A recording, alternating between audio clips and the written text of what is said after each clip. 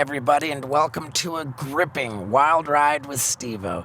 We've got MrBallen, and I'm very excited about this episode for multiple reasons. Number one, I consider him to be among the most talented storytellers on YouTube. I enjoy his videos. And number two, the technology that we brought to this episode is really next level, even for us. I mean, talk about high production value on both ends of a remote situation. Plus, the stories that MrBallen tells me on this episode literally gripped me. And I'm sure they're going to grip you too. So without further ado, let's get into it. Ladies and gentlemen, people of the universe, I bring to you the preeminent storyteller of the internet, a Navy SEAL, and a real piece of ass. It's MrBallen. Thank you, dude. That's a heck of an intro, dude. I was watching your podcast a ton before this, and I was wondering what you're going to say. You nailed it, dude. Oh, dude. Thank you for having me on, man. Well, you're pleasing to the eye. It's a shame that I can't be looking at you genuinely in person, but we've just really gotten all over the technology on this one. So highly sophisticated production on both ends of the call. And thank you for that, by the way. So, yeah, well, dude, I have no idea how this even works, recording digitally. I mean, pretty much if it's not Zoom, I have no concept of how to do this. Right. So the idea that it's working, that's good. You know what? Like, I'm glad you say that because any video conferencing software, any program other than Zoom, 100% of the time, it just seems like I can't figure it out. Can't get it going. And I'm like, no, I heard you talking about like some cameras and gigahertz and stuff. You sounded sophisticated. I got to be honest. I'm putting a lot of the credit on you for getting this going. Well, you sounded like you knew what you're doing over there in your van. Thank you for that. I appreciate it, man. And I'm a fan of yours. I rave all the time about just true crime in general. Candidly. Nice. Thank you. Candidly, I consider the gold standard of true crime to be JCS. You got to be familiar with Jim Cantzman. Oh, man. JCS. You kidding me? Yeah. When there's a new Dude, JCS... I freak out when there's... I was going to say, I actually, I'll throw this out there. So also, first of all, I want to say that I'm a massive fan of yours. Like, dude, Jackass was like the best show ever. What? Like, I saw all the movies. I can't believe I'm on the show with you. I got to be honest. This is wild to be connected with you here. So thank you. Well, thank you, man. But yeah, dude, JCS, there was that. So for those who don't know, JCS is this it's this YouTube channel that has maybe 10 videos on it now. It's some really small number of videos. More than 10, but it's a small number relative to the number of views and subscribers. Right. You'd look at this channel and it's like, wow, there's no content, but a bajillion views. And they look at footage of people getting interrogated, and this psychologist person dubs over it and basically tells you exactly what they're thinking in their head. Yeah, it's just fascinating. The insights. And so it's JCS criminal psychology and the way they break down the interrogation tactics. So that's the number one. I say number two in the straight true crime genre. Stay Awake. Are you familiar with Stay Awake? I reasonably certain. Obviously not well enough to describe it immediately, but I've definitely seen them on YouTube. Yeah, and then then you've got Ewu, Explore with Us. You've got Beyond Evil. Of course. Dude, you crush this stuff, man. I'm basically like a very disturbed person, and I just consume murder content all the time. So you are right up my alley. Nice, man. And can I ask, how old are you? 36. 36. Holding on to 36. About to be 37. And so you became a Navy SEAL at what age?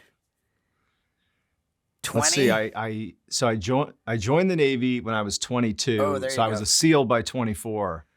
And then and then naturally after 7 years being in the Navy, I got out and became a storyteller on the internet, as one does. But yeah, no, I was in my 20s. 20s was the SEAL teams, and then, this wild thing was my my 30s. Dude, it's incredible. The like the military experience, that Navy counts as military, right? Yeah. Oh yeah. Yeah, absolutely. Okay. So you were deployed in Afghanistan and had a near-death experience with like an explosion that. Yeah. What was it like? Yeah. So was it like a true near-death experience where you were on the other side and had a life review and like all that crazy stuff? I mean, I don't know. I would say that I was probably seconds away from dying. So in the sense of like how close was I to death, I was definitely near death. To give the listeners and viewers context. So yeah, I was deployed to Afghanistan in 2013, 2014, first deployment as a SEAL. And it's quite a process becoming a SEAL takes about 2 years if you're successful. I mean, it can take longer. And then just getting ready for a deployment takes about, a year and a half. And so by the time you're deploying for your first time, you've really been in the military for almost like 4 years. It's quite an ordeal. But we got to go to Afghanistan. And it's sort of, if you think about, if you become a SEAL, you want to go see combat. I mean, it's kind of messed up in that way, but it's what you're being trained for. And so having the opportunity to go sort of employ your key skill sets was, exactly what I was hoping for in a way. My opinions changed since going, but when I got there, it in a funny way, in sort of a surreal way, combat was pretty much exactly what I thought it would be. It was a mixture of extreme boredom and nothing, and moments of such intense chaos that like you would become out of breath like instantly. You're getting shot at and like instantaneously you're out of breath. It's like your body can't handle what's happening, but you like jump into your muscle memory, so to speak. But anyways, at the end of this deployment, we're like our platoon of 25 SEALs, we were sort of like comfortable at this point. We've done a bunch of operations. It's like things are routine. And we went out on this operation where it sort of went bad for us from the get-go. We got shot a bunch. A couple of people, some of the people on our side got shot.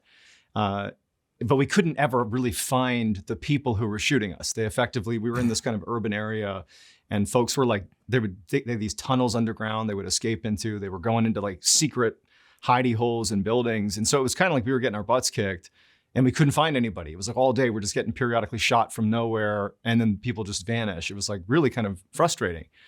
And then at the end of the night, as we're getting ready to make our way out of this urban area we were in, one of the drones overhead spotted what looked to be some military-age males sort of positioned in an area where it looked like they were sort of watching the road leading out of the town. Basically, it sort of looked like they were setting up to ambush us on the way out. And, due to rules of engagement, we couldn't just like arbitrarily like drop a bomb or something. We don't even know who they are. It's like you basically have to physically see who these people are, see if they're a threat. And even then, there's some rules about what you can and can't do. It boils down to you can't just like ambush people unless you're actively getting shot at. It just so happened that myself and the group that I was with, the SEALs that I was with, the 7 of us, we were just physically closest. And if you're looking at an overhead map, we were just closest to where these MAMs were, the military-age males. And so we're like, oh, we're just going to go lay eyes on them and just literally see who they are. They could be civilians who are just caught in the crossfire, and it's no issue for us. So we ended up going down this alleyway. It's nighttime. We're on night vision. By this point, because there've been so much fighting over the course of the last several hours, like pretty much nobody's out. This town is like deserted. So if you see people out, it's sort of an indication they could be up to no good. Hence the reason we thought these guys could be bad. We go down this alleyway, we sneak down this alleyway, the 7 of us, and we get to this intersection where we're sort of like, we've walked up the base of the T. So imagine a T, you kind of walk up the T, and then looking straight ahead of us is the head of the T. And it's this like 6-7 foot high wall, this mud wall. And the intel we were given is we'd be able to get to that wall, look over the wall, and on the other side of this field, like 100 yards away, you could see these 3, 4, 5, military-age males. For a variety of reasons, that it was miscommunicated to us. So by the time we walked down this intersection or this T intersection and got to that wall and looked over it, what happened is the military-age males were actually on our side of that that field. So when we peered over the wall, they were literally on the immediate other side of the wall, like less than a foot away from us, but they hadn't heard or seen us yet. And so we glance over and we see them, and they're definitely combatants, armed, you name it, and they're talking to each other, but they haven't heard us because we're SEALs, we snuck down here. And so in silence, under night vision, we're sort of looking at each other like, what do we do? Again, we can't make any noise. There's a whole bunch of things we can't do, but it's like everyone's like looking at each other like, what's next? We ended up engaging them because we really had no other recourse. But two of them, I'm actually not even sure how many were on the other side of the wall. I think there might have been up to 7. Could have been as few as 2 or 3. But 2 of them had hand grenades that they were holding with the pins removed. And so the way hand grenades work are you have this thing called a spoon that you hold down. And when you pull the pin out, nothing happens. But if you let go of the spoon and the pin's been pulled, it starts a timer. And I think it's like 5 seconds, it detonates. And so basically they had pulled the pins, but were holding the spoon. If they die and they go slack, that releases the spoon. And if they become, a suicide bomb, or it becomes a bomb after they're dead. And so as soon as we started engaging with them, they instinctively threw the grenades over the wall. And one of them actually bounced on my shoulder and landed on the ground next to me and detonated. And I tell people that when that happened, so by this point, we had a drone overhead that was using the infrared spotlight to illuminate us. So only on night vision could you see this light. Imagine like a flashlight from God shining straight down. Like you can see, it's like a cone of light coming down that you can only see under night vision. But they had it on like strobe, which typically means you're targeting something. You would strobe something on the ground to indicate where it was for aircraft. They shouldn't have been doing that. But the effect was under night vision, it's like you're in a strobe light. It's like you're in a club. It's like very disorienting. And I remember as soon as the grenade came over the wall under the strobe, it's like everything slowed down. It's like really time stood still, and I watched this grenade come over the wall, and it was illuminated by the strobe. And then a second later it would disappear, and it'd be illuminated again, and it's closer to my face, and then it disappears again. And it hit my shoulder. And when it did, I remember thinking, fuck, like I'm going to die. Like matter of fact, I'm about to die. And it's really bad that my head's going to get blown off. I can't have an open casket. Like no one's going to be able to see me. And like, that's all I'm thinking. It's like, fuck. Hits my shoulder. And again, it's under a strobe, and I see it, it disappears, and it goes down, and it falls to, my torso. Again, this is happening in a fraction of a second, but the way I remember it was like very slow. Reaches the halfway point, and I'm like, okay, gonna die, but at least this way, my face will be intact. And my mom can see me at my wake. And then it gets to the ground, and I'm like, oh, fuck, it might blow my legs off, and I might live. And so it ended up landing. We were there was actually sewage runoff in this alleyway. And so it lands in the sewage and detonates next to me and the 7 of us. It felt like somebody took a handful of rocks and just threw them at my leg and my back. 6 of the 7 of us were immediately incapacitated because the lethal range of a grenade, or at least a good grenade, is about 5 meters around. We're all in the lethal range. It's just complete chaos. Like we're shooting at each other, literally like as point blank as one can be. And the other fighters that were in the village were just arbitrarily firing rockets generally in the direction of where they saw gunfire. Like they don't care if they hit their own guys.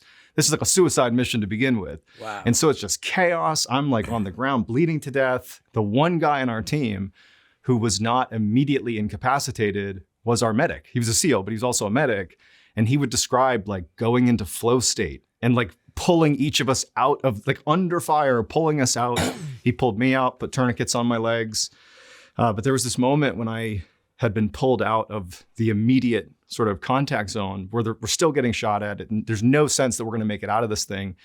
And I was too weak just from blood loss to pull my tourniquets, which are these devices that tie off your limbs to stop you from bleeding, which, by the way, we put on our kits for easy access. That's the whole point. Like you're dying, you need this. It should be easy to get to. But I was so weak, I couldn't pull it off. And I was laying in this alleyway. I've been dragged to relative safety at this point, but the alleyway was accessible by the fighters. They could walk into this alleyway if they wanted to. And so I know I'm bleeding to death. I'm also acutely aware that there are fighters that are converging on our spot, and they're going to wind up in this alleyway. I can't do anything about it. I can't get my tourniquets off, so I can't stop the bleeding coming from my leg. And so I'm like, I remember it sounded like a helicopter, like woof, woof, woof, like as you start to lose your senses and stuff. It's this weird process where it sounds like a helicopter and then you go deaf. And so I'm totally deaf. and I'm staring up at like the moon, and I can kind of still see at this point, and it's like, holy shit, I'm bleeding to death. Or I'm going to be shot in a minute here by a combatant that comes down the alleyway. And then I lose my eyesight, and now I'm blind and deaf, but I'm totally alive. But I know this is the end. I'm dying, and it wasn't even sad, or really. It was more like completely matter of fact. I would equate it to when you wake up and go about your day, you don't actively think about the fact that like, oh, I'm living. This is me living. Like you just do it. You automatically do it. You are alive. Well, the same is true when you fucking die. Like your body's ready to shut down. You just don't know it. And it was like, yeah, you're about to die. And I remember a couple thoughts came across my mind. One, which was it is sort of sad. I thought about the fact that my wife and I had sort of stiff-armed having kids. It was like, oh, we'll get through a deployment and then we'll have kids. And I'm like, fuck, I'm not gonna have kids. That sucks. But then I also thought, I wonder what my obituary will say. Nothing substantive. Will it say John Allen killed in action, or will it say Jonathan Allen killed in action? And that was like the last salient thought I had. It's just matter of fact. I wonder what it'll say.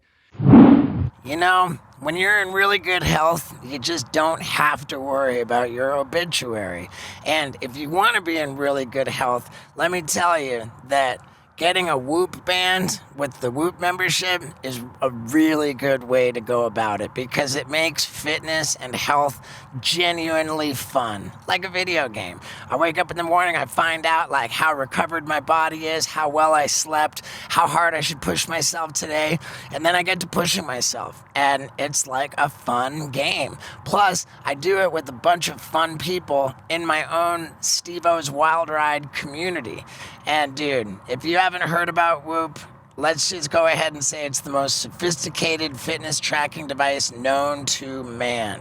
And they're ready to give you a whole month free just to try it out with no risk whatsoever. And the actual band, you're not gonna have to pay for it. Plus, when you get the band, you never have to take it off because the charger slides right on top of it.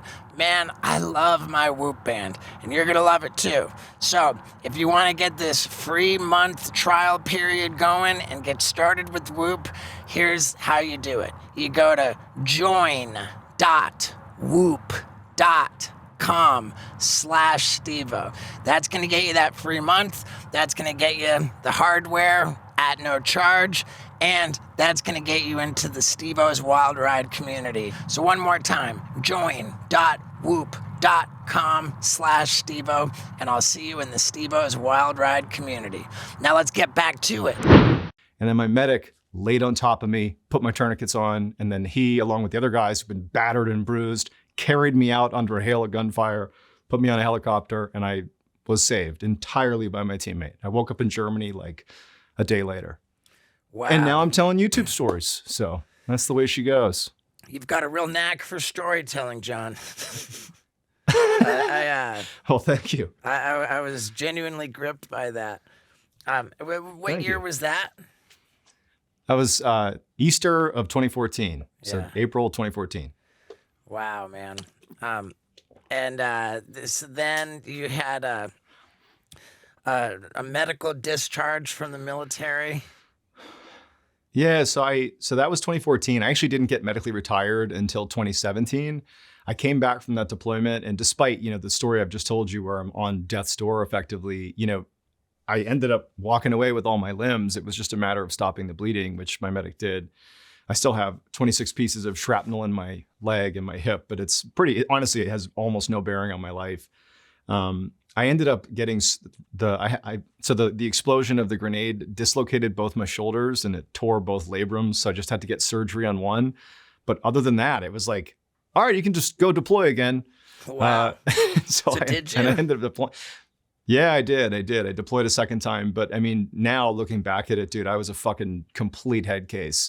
Only now can I say this with absolute confidence. I was like the most obvious case of PTSD I was doing all the things that you would imagine like the stereotypical PTSD person would, like bottling up my emotions, getting super mad at everything, like feeling just angry all the fucking time. And I actually remember when I went to the second deployment, which was not combat. We went to South America and we're doing some training with Partner Force. But, we went to a part of the country we went to Peru, where they truly do not speak English there. Like, yeah, there are some people who speak English, but it's almost entirely Spanish speaking. And I remember, because it was not a combat deployment, I was so like, fuck this deployment. It's so stupid. Like, what's the point of this? What's the point of going to South America? I'm a Navy SEAL. I go to fucking Afghanistan. But what I didn't take into account is you're going to be in a totally foreign place. Forget combat. You're just going to be in a place that's nothing like home. And that's the part that I didn't really consider would have like a profound impact on me. So I go to South America, and I actually had to go separately from the few guys I was going with. And I get to the airport in Peru. Again, there's no combat. I'm wearing civilian clothes. Like, this is practically a vacation. I don't speak a lick of Spanish. I was supposed to. I was supposed to take Spanish pretty seriously. Didn't do that. Get to the airport in Peru, and I landed basically at a gate that I wasn't supposed to, and I didn't know how to get to my driver, and it's so crowded. I can't speak Spanish. And it was like I had like a panic attack. Like, holy shit, like I didn't put any thought into this. And I'm gonna be living in Peru for the next 6 months. I don't even know how to exit the airport. Like, I feel like a fish out of water here. And my mental health just went completely down the drain on that deployment, really for no other reason than I think just I came back from Afghanistan, and it was like, do everything in your power to not be a pussy and like get back into a rotation, deploy again, because that's what Navy SEALs do. And then I finally get to deploy again, and I was just like a waste of space, just mentally unwell. I got to that deployment, but it was like I really was like a mental head case, came home, and I had like residual issues, physical issues that I had to begin dealing with from the grenade, like from the shrapnel, like the physical therapy and shit to deal with what's going on with my leg and my hips. It's like I felt like I'm like this old man in a 20-something-year-old's body, and I was just like pissed at everybody. And so I ended up going to my corpsman, who's like your medic, just to talk about all these physical issues I was dealing with.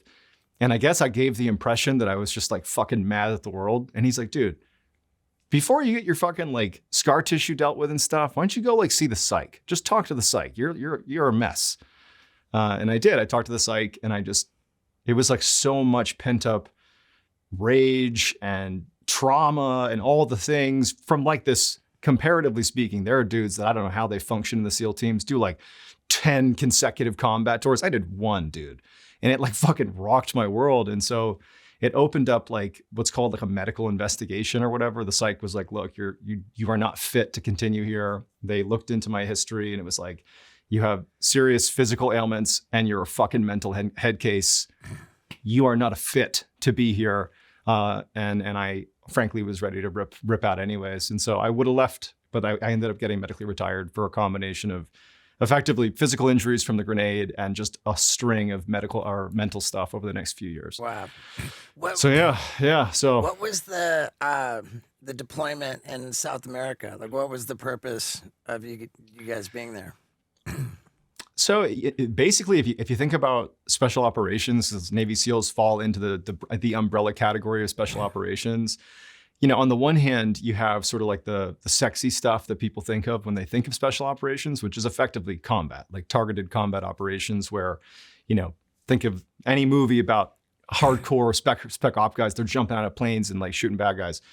But the truth is, there's such an enormous amount of training that goes into becoming a special operator that basically every branch loans out, and loans not the right word, but loans out some of their operators to other countries to exchange information. So like we would train with the Dutch, who are world renowned. Their Dutch special forces were world renowned for underwater diving. Like they're unbelievable at diving, which there's one of the vehicles, one of the platforms we would use for insertion and for operations is underwater diving, like all blacked out, sneaking into harbors and stuff. And the Dutch are like unbelievable. And so we would like train with them, and they would teach us certain techniques that maybe, only they would know. And in exchange, we would teach them stuff like close quarters combat, which is, clearing buildings, really technical movements inside of a house with live weapons. Which is something that SEALs are really good at. So it's like an exchange of really valuable information. It's sort of like that. We went to South America to both oversee some stuff that Peruvian special operations were doing, and then also to offer effectively our training. Like, hey, we'll give you information that millions of dollars has been poured into the SEAL teams to get. So it's an exchange of information and sort of like Yeah, training, actually. I just, to simplify it, it's training. So you were in South America to train with Dutch people. Actually, no, I was in Peru to train Peruvian special operations. And then the Dutch was just a separate, like, Right. that wasn't even a deployment. We would do these little stints of like weeks and months here and there with random special operations groups like the Dutch. I ask you that question because I'll never forget watching a documentary about the Afghan war called Restrepo. And Oh, I've seen it. this, like I think it might have been nominated for an Oscar. Like it was highly Probably. acclaimed. And my takeaway from this objective documentary, which just covered the military activity going on in Afghanistan, was that nobody over there could discern, it seemingly, why they were there or what they were doing. It was Yeah. like very, very Yes. difficult to even like speculate what the actual plan was because it seemed that the Afghan people really didn't want any help, and like Yeah. identifying any like real enemy combatants like was like super super hard to do because everything all just kind of blended together. Like the idea was that I guess the story that was told was that, oh, we're over here trying to help these people. We've taken down their Taliban, and so we're helping them like structure their own government. We're getting them back on their feet, but like it just felt like such a shit show. It seemed just so frustrating. So I was wondering, did you feel that way when you were in Afghanistan, and did you feel not that way when you were in South America? Yeah, dude. Honestly, that's one of the key issues that I dealt with post Afghanistan. Specifically, this idea of not really knowing why we were there. Which, by the way, like there certainly were reasons given to us. It isn't like people were like, "Oh, we don't know." Like there were reasons. There were mission sets that we were supposed to be a part of. And again, I mean, like, I think it's important to note that my experience is really limited to a single deployment to Afghanistan. There are other folks that have done dozens, that have a much deeper understanding of what that's like. So, take it with a grain of salt. But for me, dude, it was tough. I remember there was one particular time. So one of the things that I did in Afghanistan is I worked a lot with our partner force. So one of the things that we would do is anytime we went out on an operation, the SEALs, we wouldn't just like randomly go out on our own. It broke rules of engagement in 2014. It was like you had to advise and assist your partner force to do operations. Effectively, you had to team up with the local people to do it. And one of my roles was I would work with the Afghan local police who were, there was issues working with them, but some of them were very good people. They just were sort of caught between a rock and a hard place. It's kind of like they can either work with the local police and try to defend their town against the Taliban or be like killed by the Taliban. So it's sort of like it's a tough place to be. But as a result of being the actual person on our team that was the interface between our partner force, I sort of defaulted into the role also of when we were on target. So anytime we were on a mission, at the end of the mission, so at the end of the operation, I should say, let's say we go out and we go into a village, and whether there's a gunfight or not, like we go out there in search of a weapons cache, a suicide bomber, whatever it is, at the end of that mission, successful or not, there's like a post-mission sort of, I don't know how you describe it, like a wrap-up that happens. And one of those things is people you find on target, and this is not sensitive, this is just like general tactics. People you find on target, good, bad, or otherwise, you often want to talk to just see if you can get more information. And it could be as simple as literally talking to a local and saying, hey, we heard there was a weapons cache here and we didn't find it. Do you know where it is? And a lot of times they're not going to tell you, but some people would. I ended up being the person that was often the one asking that question. I had an interpreter, we would ask these questions, and a lot of times it was really that simple. One of the really difficult things that I would run into is let's say we got into a gunfight, which honestly, that makes it sound really glorious. A lot of times they're incredibly quick at a distance and nothing gets shot. Like guns were fired, but no one actually got shot. Like everybody got missed, right? But we would have these post-op talking tos of locals, and I'd be talking to these kids who were like 16 years old, 14, 15, 16 years old. And we know this kid was shooting at us a minute ago. Like we know they were. We saw, that's why we rounded them up. And I would have to ask these kids, why were you doing that? Like we're not gonna like harm them. At this point, they're not a threat. They're not shooting us. But these kids are literally being effectively conscripted by the Taliban to, you better shoot the Americans when they show up, or we're gonna kill your family, or we're gonna kill you, or something like that. A 16-year-old kid, right? And here I am, the big old Navy SEAL with every piece of tactical equipment that you can possibly own, the best weaponry. I have the full arsenal of the entire like United States behind me. When you're going into battle, it's great to have an arsenal behind you, but it's even better to become an arsenal. And that's what I'm talking about. When I go to battle with my lady in the bedroom, I want to be an arsenal. I want to perform at my best. And BlueChew tablets help men have better sex, period. So, if you want to try this amazing BlueChew tablet that can help you have better sex, then all my dudes out there, it's time to go to BlueChew.com and use the promo code STEVO, which can get you an entire month's supply of BlueChew tablets absolutely for free. All you pay is $5 for shipping. And who doesn't want to have better sex? So, again, you go to BlueChew.com and you use the promo code STEVO to get an entire month's supply of BlueChew tablets completely for free. All you pay is $5 for shipping. And with that, let's get back to it. And I'm like demanding that this poor 16-year-old kid tell me why you were shooting at me when I know the answer. You have no choice. And then it's like we turn over the 16-year-old kid to the locals because that's the procedure. But I don't know what happens to that kid. I don't know what happens to him. And like I've had these conversations with kids who are just like forced to be in this horrible, like completely futile situation. And I think about my own children. I think about me. Like, what would I even do in that situation? And it made me feel so fucking horrible after the fact. Not so much during, because it's like, I'm doing my job. This kid was just shooting at me. What can you do? But after the fact, I've thought so much about those kids that are just in the worst possible position you could possibly imagine. And that's really stuck with me more than anything else. And it made me become deeply resentful of why we were there. You know, like, what are we doing, guys? There's got to be a better way. It's frustrating. And that's been tough to grapple with. And especially like even just saying combatants, talking about my near-death experience. Dude, I don't even know who they were. Right. I don't know what they were doing. For all I know, it's the same kids. Right. The kids who have no choice, who were chucking grenades at me. Guess what? They got killed. I didn't.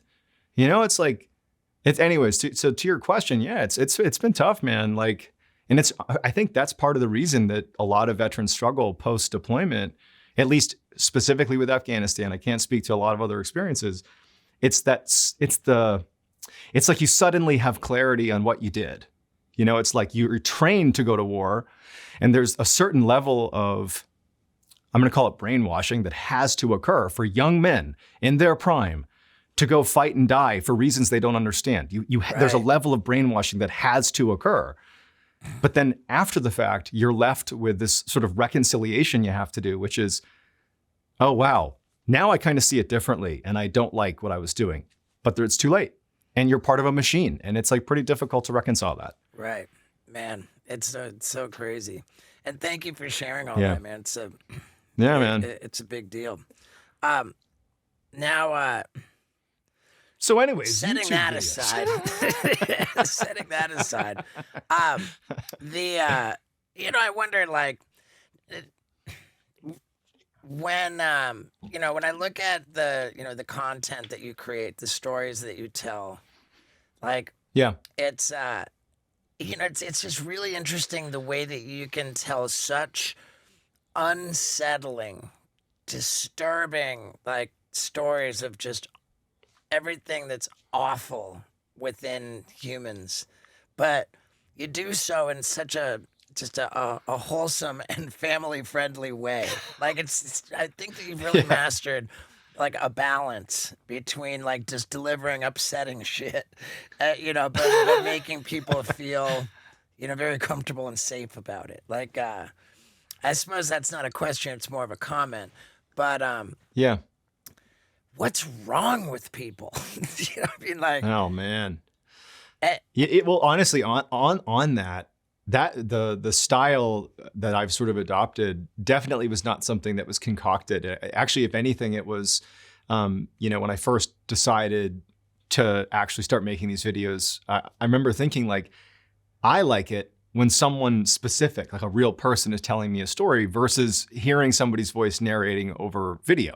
Like just any content, I would prefer to see a human being using their mouth and seeing them do it and telling me the story. And so that wasn't very common amongst, I guess, storytellers on YouTube, especially in the sort of strange, dark, and mysterious genre. Right. It was mostly like narration, voice dub over like unsettling imagery in videos, which is far more challenging to do. The choice I made to do that was entirely because I'm like, yeah, I think that a story is more engaging when you can see the person telling it to you, at least in my opinion. And so that is the entire reason for it. It was not like, boy, this is going to drive up views. It was like, that's what I would like. So I'd do that. But then in terms of what's wrong with people, dude, man, that's a separate one altogether. Yeah, I mean, on the the being on camera and telling the story in a very personal and engaging way. I gotta believe that you inspired another one of my favorite channels, Crime Zone, with and now I feel horrible. I don't know who Crime Zone is. I guess I'm a horrible role model. This great channel from Crime Canada. Zone. It's a couple I gotta brothers. look this up. The guy who's on camera telling the story his name is Nigel, and it's very, very similar to your approach, and I gotta believe that they're inspired by you. Crime I hope so. That's cool. Like, I just looked him up. I bookmarked it. Yeah, shout out to those guys. Yeah, crime. Yeah, and like I wondered too, like with all the, because I'm such a degenerate. I consume so much true crime. It's like unbelievable. And when somebody commits a murder, comes up with a plan, tries, like I honestly think to myself, well, they didn't watch enough true crime. I think that, I wonder if you would agree with this. People who are like fanatical consumers of true crime content are considerably less likely to commit murders or like other serious crime, because you just like you're pretty well educated that like you're not going to get away with it. Not that I have any. That's got to be true. Like that's got to be true, man. It's got to be true. And same as with once you get in the interrogation room, anybody who consumes a lot of true crime content is going to say, I want a lawyer right away. Yeah, immediately. And it's true. It blows my mind how, like, at this point, with all of the true crime, the first 48 on A&E, like all of these criminal psychology, they're just like, and yet, like even hardened criminals, like genuine gangsters, just go in there and just start talking. Yeah.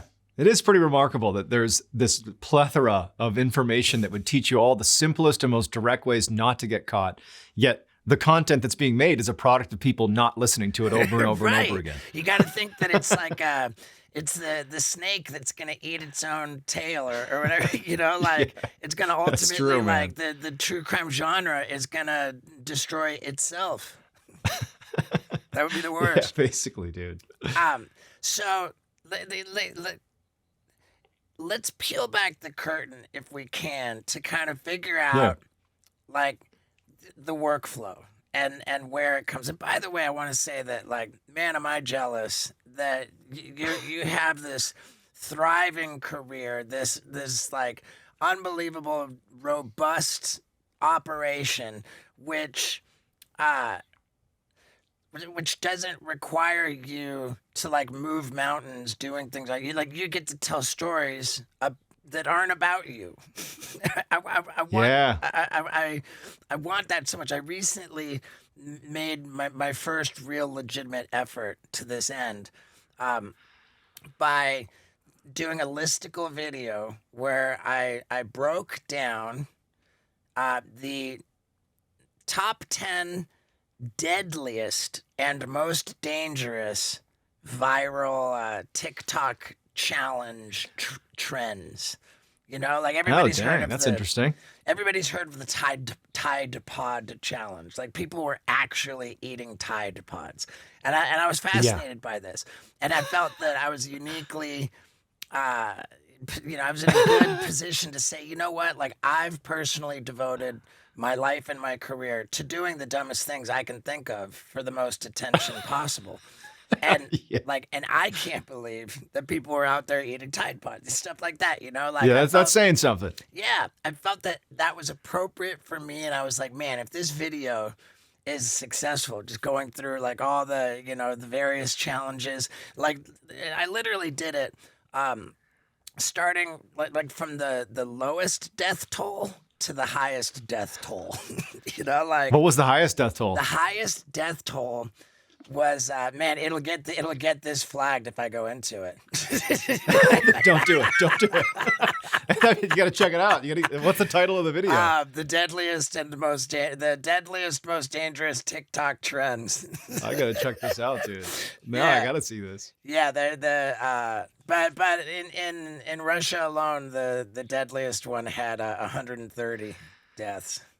Oh my God. Yeah, That's crazy. I remember it was a global problem. Yeah, I gotta check that out, dude. So, but yeah, no, dude, it's definitely something that having effectively, it's sad in a way. It's like the reason there's so much content for me to cover is because so many horrible things happen all the time. Like you're not going to run out because humans continue to do horrible things to each other, and accidents and you name it happens all the time. So to be honest, like it sort of it meshes together two things really well, which is I really am somebody that I have a proclivity towards talking and telling stories. That's what I want to do.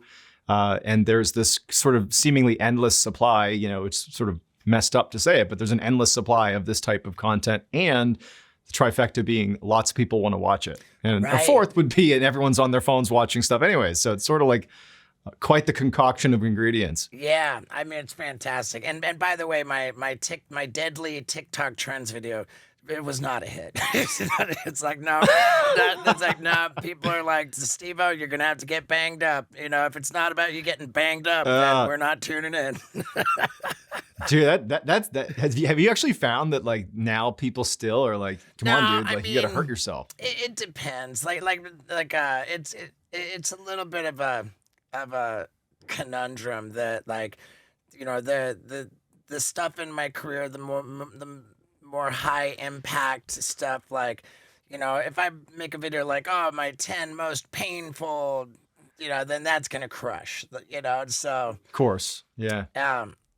But then again, at the same time, I've relocated. I moved out to Tennessee where I'm at now. I've got this big property, and it's an animal sanctuary, and we do wild fun stuff here. That's awesome. Content that revolves around the property and the animal sanctuary is actually quite well received too. So it's not a totally. That's great. And you have two New York Times best-selling books, or at least one I saw. Yeah, I got your first book was New York Times. Yeah. Yeah, I've got the one.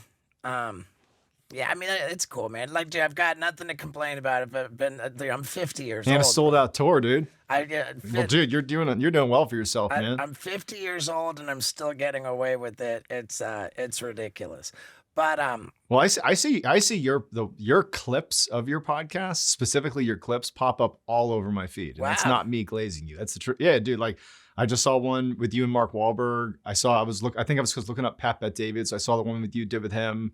I saw Penguin Z0, who I had to watch that again to see that's how you say his name. Yeah. But dude, your clips go viral on YouTube. At least for me, I see them all the time. Well, thank you so much, man. That means the world to me. Hell yeah. Now, okay, so how big is your team? I think it's safe to say that nobody really becomes successful alone. They gotta have a team, they gotta have some kind of help. And nothing can help you become more successful than having Shopify on your team. Because no matter what size your business is, even if you're just starting out and want to build a website, the gold standard for websites and e-commerce is Shopify, and there's nothing better as far as plugging in all the different components of e-commerce than Shopify. No matter what size your business is, it's going to help you get to the next level. And if you're just starting out, it's the easiest way to do it. I use Shopify. I love it. And you're going to love it. Plus, Shopify is going to give you a $1 per month trial period to try it with no risk whatsoever. To get this $1 trial period going, you go to shopify.com/Stevo. Make sure that's all in lowercase. One more time, it's shopify.com/Stevo, all in lowercase. And get that team behind you and get that business booming. Now, let's ride this baby home. For creating the team is it's Ballen Studios. That's the Yep. operation. Yep. Yeah. So Ballin Studios is the overarching company, and that includes, the MrBallen podcast, includes MrBallen YouTube channel. We have, I believe it's 7 other creators that are under our management arm as well. We have several podcasts that they create. There's Runful, Wartime Stories, Bedtime Stories, Redacted with Luke Lamana. We have today or yesterday, we have late nights with Nexpo. I think that's all of them. We have Medical Mysteries. We have a whole slate of shows. But I think in total, across all the shows, the management arm, and if you include our foundation as well, I think last I checked, we have 79 employees, and that includes contract workers as well. So, but to be honest, dude, it happened quickly, but at the same time, sort of not quickly. Like, we started with a handful of us. Sure. And with each subsequent project, we would just establish a couple more people for that project. And I was very lucky early on. I'm talking. So I sort of first went viral in early 2020. It actually was literally right before the pandemic. Like, I remember people were like talking about COVID, and they were like, "Oh, it's probably just going to go away." Right, that's the phase we were at. And that was on TikTok, right? That was on TikTok. Yeah, I actually was trying to like make it on TikTok, just failing horribly. I was doing like cringy dance videos and my God, wow. like auto-tune singing. Yeah, just stuff that was just awful, like sketch comedy that now I watch it and it's like physically painful to watch it. So it was horrible. And I remember thinking like, dude, what the hell? Like, I'm a pretty clever guy. Like, why don't people care about this stuff?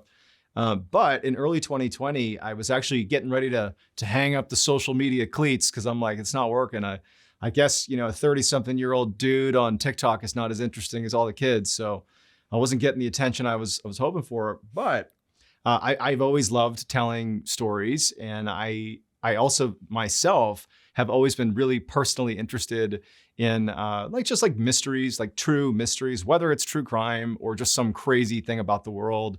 Like stuff that makes you question reality a little bit, or stuff that makes you question what's out there. And there was this one mystery in particular that I thought, and still do think, is fascinating. It's the Dyatlov Pass mystery. And I'll tell you the story briefly in a minute, but I was at this indoor water park in early 2020 with my wife and my 3 kids. We always go to indoor water parks. That's kind of our go-to vacation. And I was very frustrated. Nothing was working on my TikTok account. And I was like, you know what?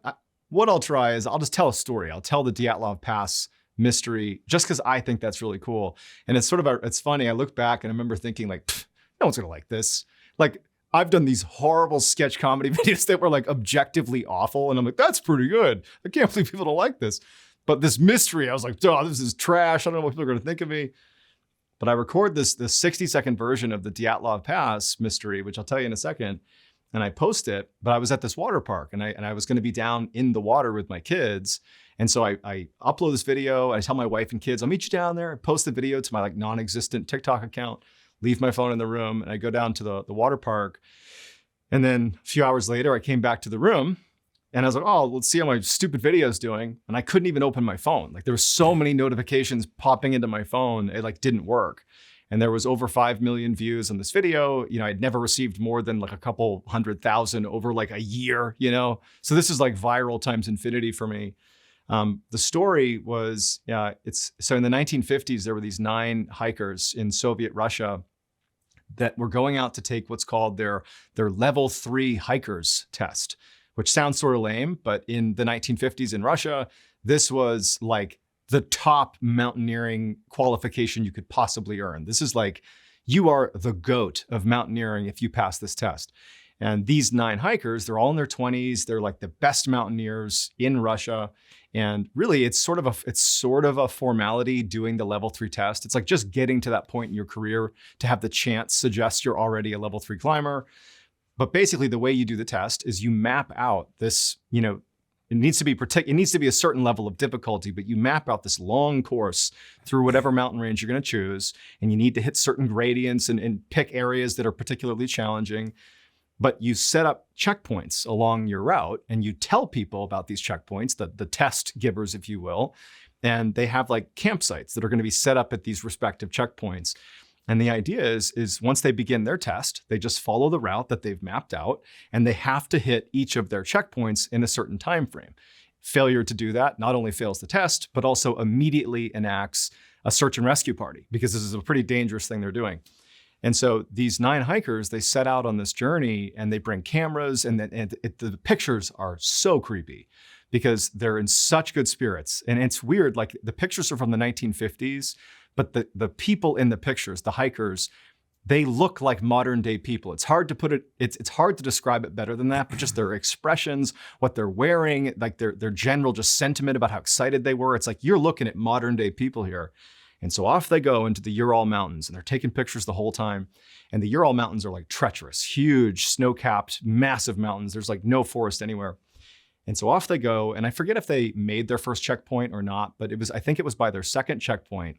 They don't hit it. So they've been off on their journey now for at least a week and they fail to hit this checkpoint. And so one, they failed the test, but bigger than that, there's this protocol to go look for them. Search and rescue gets enacted. And it actually included the military. It's like a really big deal to go find these people as quickly as you can. And so the search party begins following the route that they know they're supposed to be on. And they start backtracking, and they reach this huge pass between these 2 mountains, like massive, massive mountains. And the search party looks up and they see there's these tents that are situated on the face of one of the mountains. And immediately they're thinking, one, it has to be the missing hikers. But 2, why in the world would they put their tents there? They're on the strategically worst possible spot you could choose on a mountain. If you're going to pitch a tent, you're going to do it at the base, or you're going to do it maybe at the top, but in the middle, it's basically windswept. It's just wind shear. There's no cover.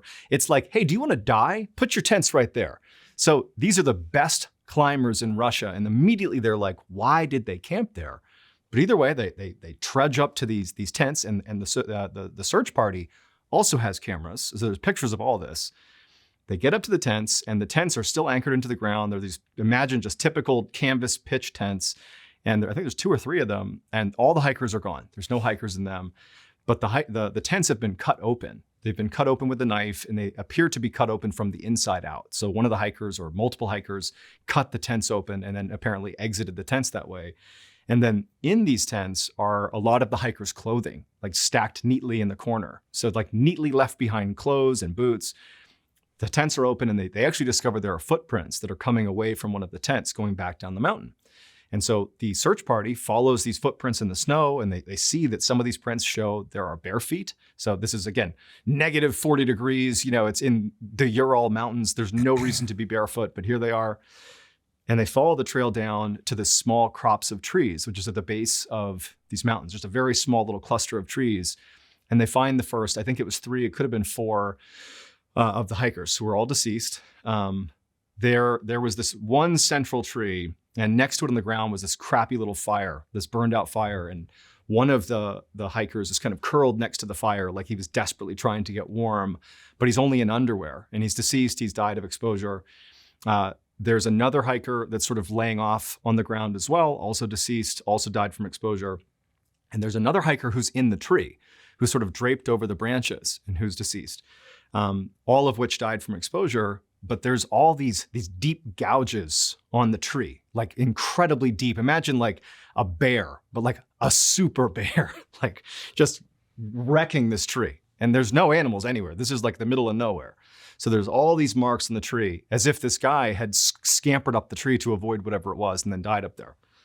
They see there are more footprints from this cropse of trees in these first 3 hikers. It was 3 that carried on sort of back in the direction the search party came from. And so they follow those footprints, again, more barefoot footprints, and they get to this big snowdrift that effectively created a big snow cave. And in the snow cave is the rest of the hikers, and they're all deceased. They're all dead from basically exposure, except in the snow cave, it's a little bit different. One of the hikers who was deceased, he died from a chest injury. They would find this out after the fact during the autopsy, but the chest injury was his chest basically was caved in. They equated it to being hit by a car going like 70 miles an hour. Like that's how hard he got hit in the chest. But he had no bruising anywhere on his chest. There was no physical injuries. It was just his chest. It was like someone had just like squeezed his chest together and crushed his chest. There was a woman whose nose, her ears, and her lips had been removed. We're not talking like predation from an animal. It was like, it looked almost like incisions had been made on her face and removed parts of her face. The men and women had exchanged their clothing. So the men were wearing women's clothing, not entirely, but some had women's clothing and some had female clothing. And their clothing had trace levels of radiation. At the same time, so they've all been found dead, and there's no idea what's happened to them. At the same time, there's this investigation that's launched because the families, they want to know what happened to their loved ones. The Soviet government, they discovered that in the same time frame that those hikers were out there on the first leg of this journey when they went missing and when they died, there was this senior military official who was running this huge exercise, like hundreds and hundreds of soldiers in the Ural Mountains, but they have no idea about these hikers, these level 3 hiker test hikers. They have no clue. They are out in the middle of the Ural Mountains doing this military exercise. And the senior military official, for the first time in his 20, 30-year career, called in that he's like, hey, there's some strange lights in the sky, right in that direction. And he's pointing in the direction unknowingly over the section of the mountain where the hikers had all died. Like he'd never made any call like this in his entire career, but he was like, I'm telling you, there's something happening in this section of the sky. He was concerned that they were actually being invaded, but he described lights popping up and down in the same area these hikers have gone missing. So the Soviet government has this investigation, and they very quickly shut the investigation down, and they say, no one can look into this. And their conclusion was, they told the families, well, what we found out is an unnatural, unknown force killed your family. And they closed the case. Wow. The end. So there's pictures of that. Told 60-second version of that. It went super viral, kept telling more stories like that one, and it sort of took off from there. But before we go any further, I want you to tell me about your book. You got this, it's animated. Yeah, it's got like graphic images, like really graphic images. Yeah, it's a graphic novel. It's a graphic novel. Yep, that's right. So we did a graphic novel last year. It's a collection of 9 stories that sort of are not connected to each other. It's like an anthology collection of stories. And really, it's like an homage to our YouTube channel, it's sort of like the graphical representation of actually what I just told you, like that type of story, the Dyatlov Pass mystery. Imagine that converted to text and imagery in the book. And it became a New York Times bestseller. And we launched it in October of last year. And we are working on the second one as we speak. Wow. And we hope to make many more. Yeah. Yeah. So, yeah, that's... I didn't realize that it was already out. Like that October of last year. Came out in October. Yeah. We launched it. So I don't know about your experience with. I know you went on tour. You had a sold out tour that you did last. Was it last year? Have you done multiple tours? You did the one last year. I've been touring for a long time. I do. Okay, there you go. Yeah, I do a tour and then I'll take the show and then put together a new one. I had my first experience with touring last year, just basically doing stand-up storytelling, if you will. And I thought it was awesome. But we launched the book at the same time we went on tour. So it sort of was like a book tour slash, speaking tour, if you will. But do you like touring? I mean, it sounds like you have a really unique show. Yeah, dude, it's rad. Yeah, I love it, especially once I started traveling on a bus. Because I did a bus tour too. It was pretty awesome. checking in and out of hotels, going through airports and all that's really wears me down. But when I'm just hanging out with the bros on the bus and the bus just, you magically wake up at your next spot, that's awesome. It's pretty good. Yeah, I love that. Yeah. What was Yeah, your I had a great experience. what was your first experience with like seeing your book on a shelf? Oh man. You know, it's funny, like I would actually say my first experience of like, holy shit, we have a book was actually when we had done all this work. Like there's so many people involved, as you know, like putting a book together, there's a lot of people that goes into it. But we got to the place where we were ready to announce that we really have this book. Like it had been theoretical. We were telling our audience like, yep, we're making a book, but it was just sort of like we talked about it. We didn't have an object to hold or art to show. And our publisher sent us this like fake book. It basically they put the cover. Yeah, so it's an empty book. There's nothing in it. Well, But it'll it's be a like hard, it'll be some random other a book dummy that they copy. put out.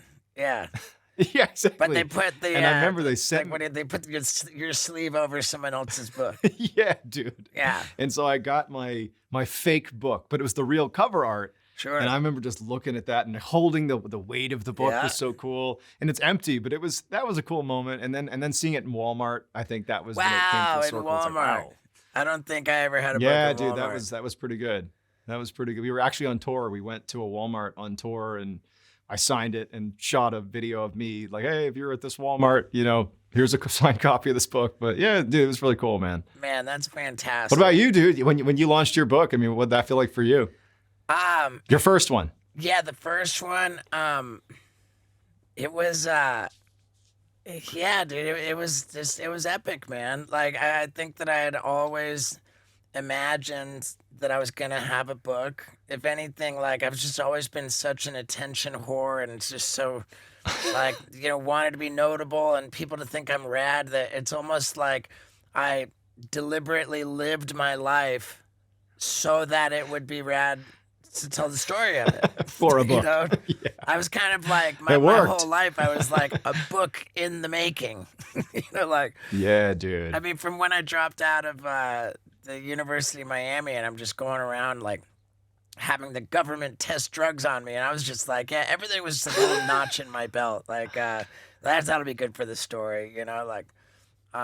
So it must have been hard to like pull all that shit and choose the anecdotes you wanted to for your book. Yeah, it must have been hard to do that. that. A really, really talented guy. I bet. I worked with on both of my books. I worked with a tremendously talented co-author, not a ghostwriter, like a co-author. His name's David Peisner, and nice. I can't say enough about how talented that guy is. It's fantastic. Really good experience with them, and when it came out, to learn that I was a New York Times bestseller was crazy. It was yeah, dude. I've been really lucky. So I sort of I was about to get into this, but didn't early on when YouTube sort of took off. So I had that viral moment on TikTok, and then within 6 months I was posting videos on YouTube, and it was like a career at that point.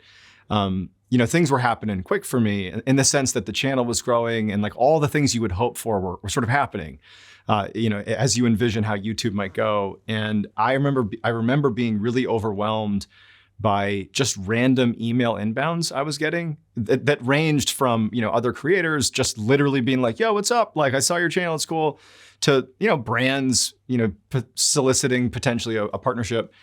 And I had no sense of like how to gauge what was good and what was bad. And I was so primed, I think maybe from my time in the military, to be like skeptical of everything that I just didn't want to work with anybody. And so I basically deleted all my emails without reading them. I just couldn't do it. I just delete everything. And then I was living in Pennsylvania at the time. This is like 6 months into doing YouTube. And so at this point it's like, I'm kind of getting burned out because it's like I'm putting out 5 videos a week. I'm doing it entirely on my own, minus my editor, who's awesome. But I was like really getting burned out. And I was like, I don't know what to do with this. Cause like outwardly the channel's growing and like there's all these people that want to work with me. But inwardly, it's like I've become a raging alcoholic and I don't sleep and my fucking wife hates me. Yeah, like things aren't going too well internally. And I remember my house flooded. We moved into this house in Pennsylvania. And like, no shit, it flooded. Not like it flooded and there's a little bit of water in the corner. I'm talking like things were floating in the basement, flooded. Wow. But that's where I shot my videos. I recorded in the basement. And I remember I was sitting at my shitty little fold out table with my laptop on it, my green screen behind me. I'm up to ankle deep water.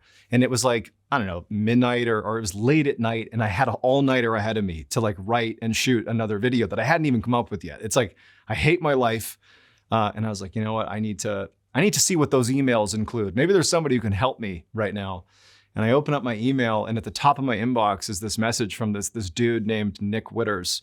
And it was like, the header was something to the effect of like, military vet, I can help you. Like whatever it was some basic pitch of I'm a military guy and I can help you. And I open it up and it was like the exact guy I needed to talk to. I didn't know it at the time, but he was it. He's a lawyer, combat vet. He was a talent agent on the traditional side at WME. He repped like Justin Timberlake and Jason Momoa, or he worked with their teams, I should say.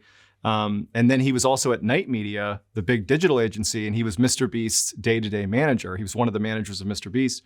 And he was just like out there sort of looking for another person to work with. And I'm like, dude, I don't know you, but I hate my fucking life right now. And no one understands what I'm doing. And he came in and he's like my best bud now. And he's the CEO of Ballen Studios. He's my manager.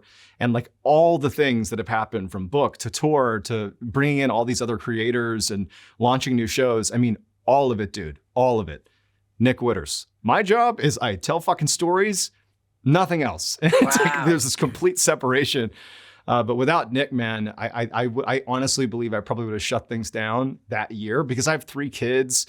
It's like I made good money on YouTube. I could totally stop and be like, dude, we're pretty good. We can like hang out now.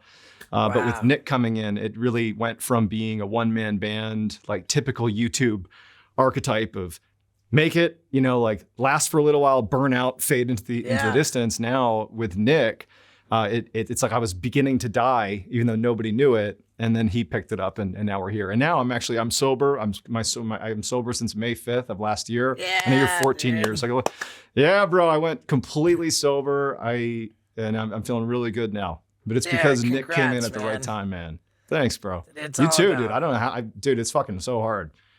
Well, it's easier than the alternative. That's for sure. Dude, it was so bad. Like I've always struggled with like moderation, I would say. Sure. I've definitely been like an obsessive person. Sure. I'm sure you can relate. Oh, yeah. If I like something, I have to do it a million times, even if it's bad for me. And I was getting so stressed about YouTube, in those early days. The way I was coping was I was finishing up a shoot, which was me shooting with my iPhone in the back room of my house at like fucking 3 a.m. And then I would just like slam White Claws, just like White Claws, because it didn't give me as much of a hangover. But dude, I wouldn't even like stay awake for it. I would literally just crush like 6 to 12 White Claws and just go to bed like every fucking day.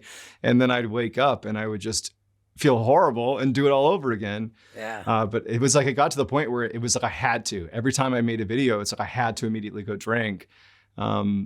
And it got so bad. And I was hiding stuff around my house, and I kept telling my wife I was going to stop, but then I didn't. I'd stop for like a month. And before long, I'm back and doing my routine.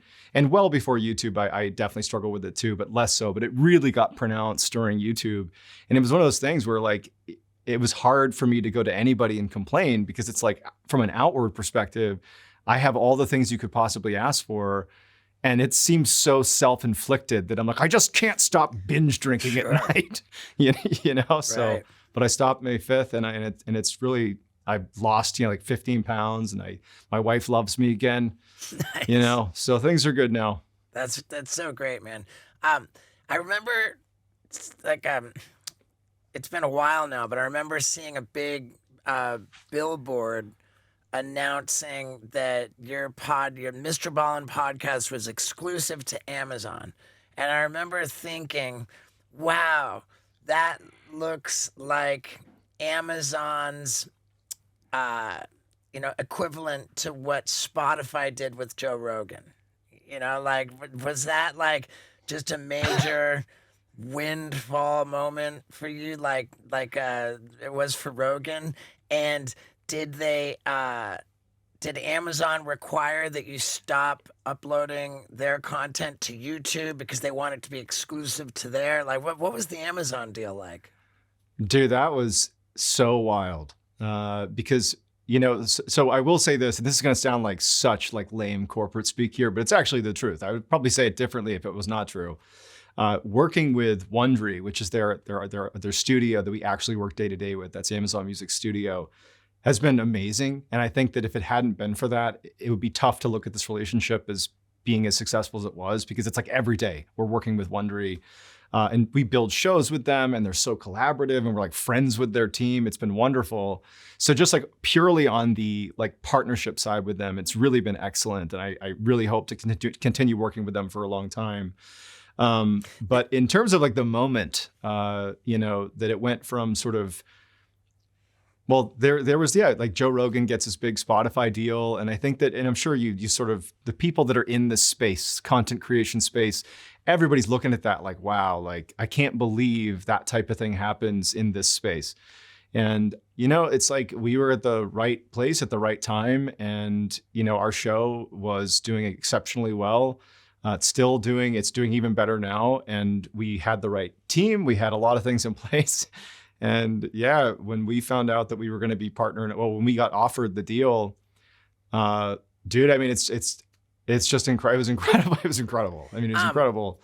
Presumably, Yeah, 'cause I've heard of Wondery in the podcast space Yeah. forever and ever.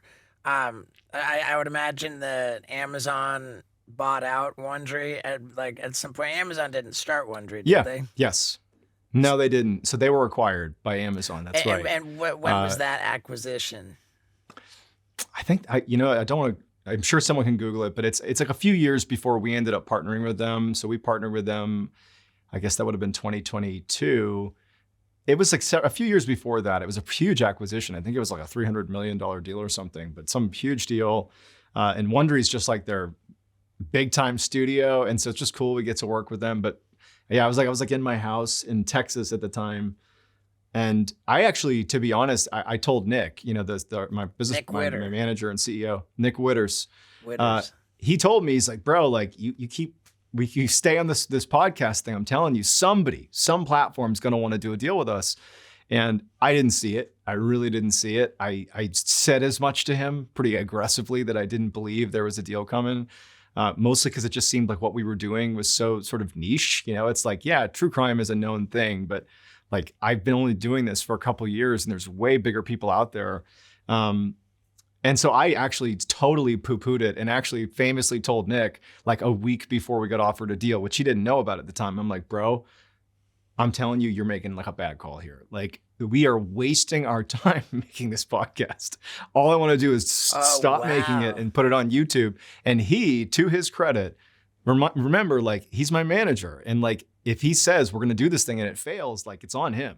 I can be like, dude, I didn't say that. You said that. Right. And he's like, I'm telling you, like there's something here. Just stick it out. And he convinced me to keep doing it. And like literally, it was within a month or something, we were having real talks with Amazon about doing this partnership. And now I give him a lot of credit, because it utterly changed the trajectory of my life and of our company. I mean, that deal like effectively allowed us to go from a handful of people making a YouTube video to a legitimate studio with a slate of shows, with a real team that is poised to do film and TV. We're doing live tours and books, and it's all possible because of a great team, a great partnership, and a guy in Nick Witters who really, he saw the opportunity and also was prepared to gamble that he was wrong. And he was prepared to look me in the eye and say, I think this is a good idea. You got to go forward. And it could have not been. I mean, it's amazing it happened. So forever grateful. He's the man. Nick's awesome.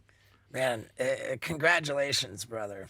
That's that. Thank you, man. So I've heard Massachusetts, I've heard Pennsylvania, I've heard Texas. Like, why all the moving? Oh, I don't even know. So I grew up just south of Boston, Massachusetts, in a town called Quincy. It's very blue collar. It's very Irish proud. And then I went to school out in Western Mass at the University of Massachusetts. I was a fucking idiot. I barely graduated, but was out there. Was that Amherst? And then I joined the Navy.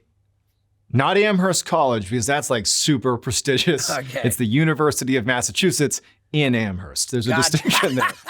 If I went to Amherst, that's like, oh shit, this dude's like an Ivy League guy. That's not me. Okay. They call the school I went to Zoomass Slamhurst is what they call the school I went to. It's a big party school. Like I was part of like this riot at the school where like 10 or 20,000 people got expelled. Like half the school got expelled. Yeah, I was in Massachusetts, and then I joined the Navy. The Navy, we lived in San Diego, and then we lived in Virginia Beach. And then after that, after I got out of the military in 2017, me and my wife, I'm so restless. I think like we moved to Pennsylvania, and we wanted to be close to her family who's in New Jersey, but we couldn't afford to live in New Jersey. So we lived right on the border in Pennsylvania where it was cheaper. And then we moved within Pennsylvania. And then we just randomly moved to Texas because I just wanted to go to Austin, Texas. Actually, Nick was out there at the time. And then we moved back to the East Coast. So we've been bouncing all over the place. And where are you now? I'm gonna not say where I am because people have been fair coming. enough. Yeah, yeah, dude. But East Coast. Yeah, my house manager off to the side, my security manager just clapped his hands. I usually am like, here's my address. Here's exactly where I live. My security manager, dude, bless your heart, John. I am so happy for you. That's fantastic. Yeah, thanks, bro.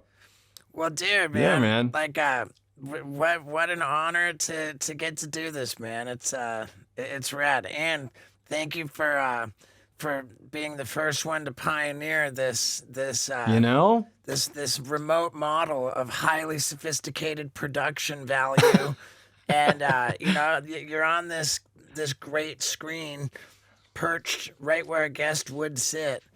It's pretty good, exciting, dude. Thank you man. for having me, man. Yeah. And honestly, I swear, dude, I'm telling you, like I couldn't believe it when I even found out that Kirsty was on earlier.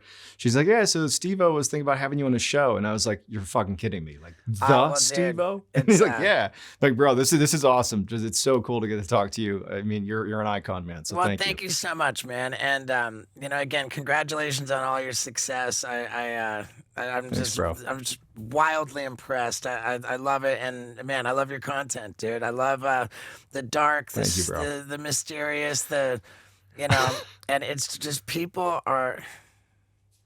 You want to think that humanity is good, but God, is it interesting when it's not? Mostly isn't. Right. Well, hell yeah, brother. Is there anything else that we can put out there for you got all your social media handles you want to plug Yeah, that? I mean, honestly, I would say for anybody interested in the type of content that we cover, you can just go to ballenstudios.com. We have a slate of shows. The newest show we just launched was Late Nights with Nexpo.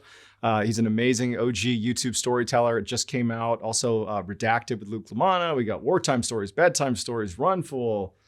Man, we got MrBallen Medical Mystery. We got a whole bunch of stuff. Check out ballenstudios.com, and I am MrBallen on every social media platform. There you go. You know, I haven't been following you on the Instagram, but I'm gonna jump on there right now. I'm excited to see that. You and your like a jillion followers, dude. I'm looking for it. I'd be excited to see that. Dude, I'm going to do it right now. Everybody else, you do it too. And MrBallen, John Allen, thank you so much for your time, brother. I really appreciate it. Thank you, bro. I really appreciate it, Steve-O. BallenStudios.com, MrBallen, across the board on all the social media platforms. Hell yeah. Thank you, bro. Hell yeah, man. Right on, dude. And there we have it, ladies and gentlemen. MrBallen. And we can safely say, homeboy is ballin'. I mean, he is killing it.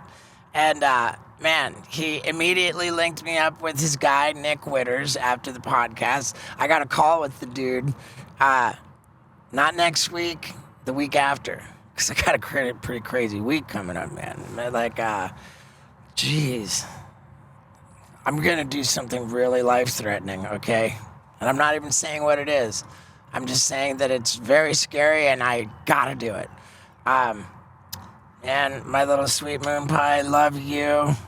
And I love you especially for sticking around to the end of the episode. Man, it's been fun, man. Like, just cruising around. I live in this ass kicker now. It's just this RV. I'm just living in it. So killer. And thank you guys. I love you and have a wonderful day.